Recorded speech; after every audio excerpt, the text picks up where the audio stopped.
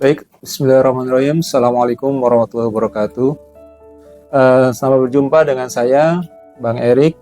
Hari ini kita akan mulai sharing beberapa pengetahuan dasar dari mental aritmatika, yang dalam hal ini saya telah menulis buku, mengcreate buku latihan mental aritmatika dari level 1 sampai level 17.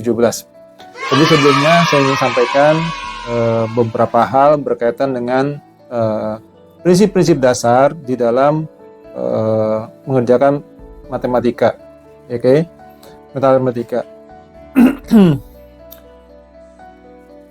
Pertama, tentu kalau kita bicara mental aritmatika atau kemampuan berhitung, gitu ya, secara basic dapat kita terangkan, dapat kita sampaikan beberapa hal sebagai berikut.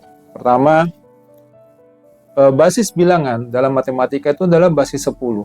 Ya, kalau basis 10, maka otomatis setiap bilangan itu akan berulang setiap 10, ya, 10, kemudian 20, 30, dan seterusnya.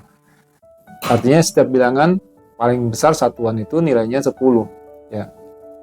Nah, karena basis bilangan itu 10, maka kita bisa mengajarkan matematika kepada anak-anak kita itu dengan prinsip dengan menggunakan alat yang namanya jari, ya. Karena Allah Subhanahu wa taala memberikan kita 10 jari.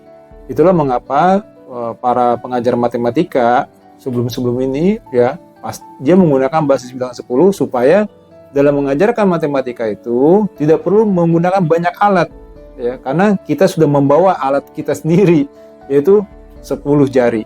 Kebayangkan hal ini akan memudahkan kita untuk mempelajari matematika 10 jari. Apakah bilangan matematika basisnya harus 10? Jawabannya tidak. Karena ada bilangan matematika basisnya bisa 2, ya. Seperti kita pahami seperti bilangan binary 0 dan 1.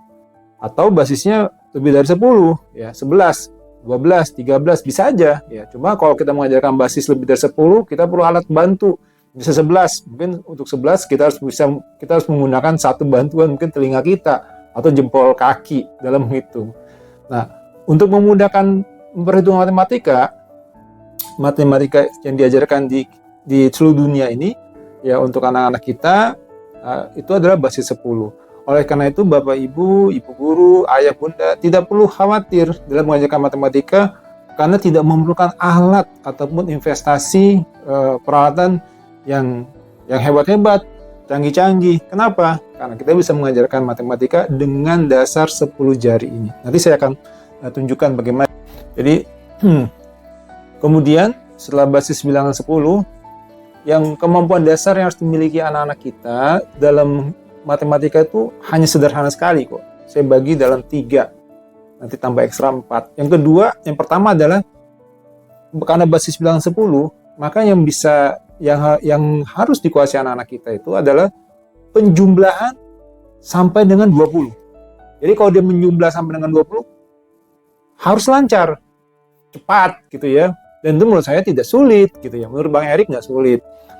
Misalnya 4 tambah 4, 8, ya. Kemudian 12 tambah 5, 17, gitu ya. 19 tambah 1, 20. Cukup sampai situ, ya. Jadi jumlah sampai dengan 20, gitu. Jadi kalau misalnya kita melakukan penjumlahan, karena bilangan basis 10, kan ekstrimnya 10 tambah 10, ya. Ekstrimnya itu 10 tambah 10 ya 20, gitu ya. Tapi kalau 10 tambah 9 ya 19, gitu. Seperti itu. Jadi penjumlahan basis itu maksimum sampai 20, ya. Jadi 8 tambah 8, 16, gitu, seperti itu. Nah, itu anak-anak dilatih sehingga dia lancar dan cepat, ya. Dalam latih ini tidak perlu cepat-cepat, ya, terburu-buru, karena ini memberikan suatu basis pada kita berhitung itu memang tidak ada penjumlahan yang lebih besar daripada 9 tambah 9, ya. Ataupun misalnya ekstrimnya 0 tambah 0 lah, gitu ya. 10 tambah 10 berarti 20, gitu. Tidak ada penjumlahan yang lebih tinggi dari jumlah tersebut. Oleh karena itu tidak perlu mengajarkan misalnya basis penilaian itu tidak perlu mengajarkan penjumlahan lebih rumit, ya, dari sampai dengan 20. Jadi anak-anak tidak perlu menghafal misalnya bagaimana kalau misalnya nanti 30 tambah 77 misalnya posisi. Itu nanti saja, gitu ya. Tapi untuk tahap awal yang harus dikuasai adalah penjumlahan dari bilangan maksimum sampai 20. Jadi kalau kita bicara satuan ya 10 tambah 10 itu udah maksimum tentu ya dalam hal ini. Karena tadi jari kita 10. Jadi 10 tambah 10 gitu ya. Seperti itu. Jadi penjumlahan sampai dengan 20. Itu harus lancar. Kedua adalah pengurangan 10. Jari kita kan 10. Jadi pengurangannya paling tinggi ya 10 kurang 10, 0 gitu ya. Nah, siswa atau anak-anak kita secara matematika harus bisa menguasai pengurangan sampai dengan 10 ya. 9 dikurang 2, 7, 8 dikurang 4, 4 gitu ya. Dan itu lancar sifatnya. Nanti Abang sampaikan di dalam beberapa tahap materi selanjutnya bagaimana mengajarkan matematika itu dengan mudah dengan cara seperti itu. Dengan 10 jari saja, modal 10 jari saja. Yang berikutnya adalah kemampuan hafal perkalian 10 kali 10. 10 kali 10 itu kalau secara baris ada sekitar 100 item. Tapi kalau kita lihat sebagian berulang ya sepertinya, misalnya 4 kali 2 itu sama dengan 8. 2 kali 4 juga sama dengan 8, gitu ya posisinya. Jadi kalau secara substantif itu akan kurang dari hitungan Abang, nggak akan lebih dari 50. Nah, berat Bang Erik ngafalin seperti itu? Jawabannya tidak. Kenapa? Karena manusia itu mampu menghafal lebih banyak dari itu. Contoh ya, dalam aksara Cina itu, Hanji itu ada sekitar 3.000 sampai 5.000 ya. 5.000 kata yang digunakan, gambar yang dihafal yang digunakan dalam menulis dan berkomunikasi. Gitu. Di dalam kasana budaya Jepang ada kanji kuno ada sekitar 2.000 sampai 3.000 kata yang harus dihafal untuk dituliskan. Seperti itu. Jadi kalau ibu ayah bunda, ibu guru, ayah bapak guru mengajarkan perkalian pada anak-anak gitu ya, menghafal 100 item ini jauh lebih ringan. Dan saya yakin tidak ada anak-anak kita yang tidak akan mampu. Ya, sepanjang mereka punya mental dan diajarkan menghafal berulang-ulang. Karena kunci menghafal itu memang berulang. Tidak ada orang menghafal 7 kali 7 langsung hafal. Ya, 7 kali 4 langsung hafal, nggak ada. Dia harus berulang dan kita harus kesabaran. Tetapi kunci di dalam mengerjakan mental aritmatika ini atau mengerjakan matematika secara umum adalah dia menguasai penjumlahan sampai 20, menguasai pengurangan sampai 10 saja. Nanti Abang bisa jelaskan bagaimana aplikasi yang lebih rumit dari itu hanya dengan menggunakan 10 ya, pengurangan 10, kemudian hafal perkalian 10 sampai 10. Nah, kemudian karena kita bicara mental aritmatika, nah ini kemampuan yang jarang dimiliki. Ya, kemampuan mencongak. Ya, mencongak itu artinya gini, ketika ditanya secara lisan tanpa perlu alat tulis dia bisa menjawab gitu, mencongak. Tentu dalam hal ini kalau misalnya 7 tambah 7 ya 14, anak-anak bisa jawab, itu mencongak namanya tanpa perlu pakai pensil.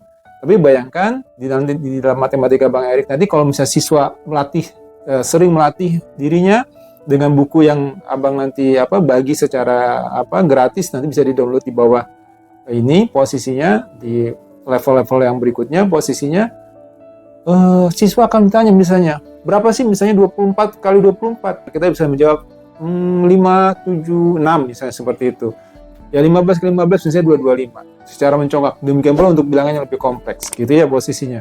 Nah, kemampuan mencongak ini yang hari ini menurut Abang jarang dimiliki, padahal kita bisa melakukan itu dengan mudah. Nanti kita sebanyak latihannya cukup, tekniknya secara sederhana dikuasai, nanti kita bisa menghitung dengan cepat seperti itu. Dan ini meningkatkan mental siswa untuk bisa menguasai matematika. Matematika terlihat sebenarnya pelajaran ya kalau masuk kategori mungkin bisa disebut dengan ilmu murni lah gitu ya posisinya. Karena posisi semua hari ini, semua ilmu yang kita pelajari, apakah ilmu berbasis sains ataupun ilmu sosial atau humaniora sekalipun, posisinya itu akan terlibat dengan matematik. Bahkan ada, misalnya kita ambil contoh, misalnya belajar psikologi tentang manusia, itu kan nggak ada matematikanya ya. Tetapi ada universitas yang mensyaratkan untuk bisa masuk ke fakultas psikologi harus basisnya adalah dulu namanya sains gitu ya, IPA, aku dulu A1 seperti itu.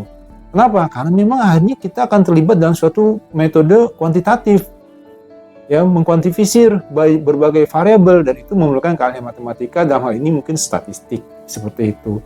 Nah, Bapak-Ibu sekalian, ini ada beberapa keterangan dasar untuk bisa maju ke dalam matematika Bang Erik ya, meta aritmatika Bang Erik. Saya berharap ini bisa membantu nanti seri-seri berikutnya, bisa membantu Bapak Ibu untuk bisa memahami, bisa berlatih dan mengerjakan matematika model matematika Bang Erik sehingga menjadi lebih mudah seperti itu.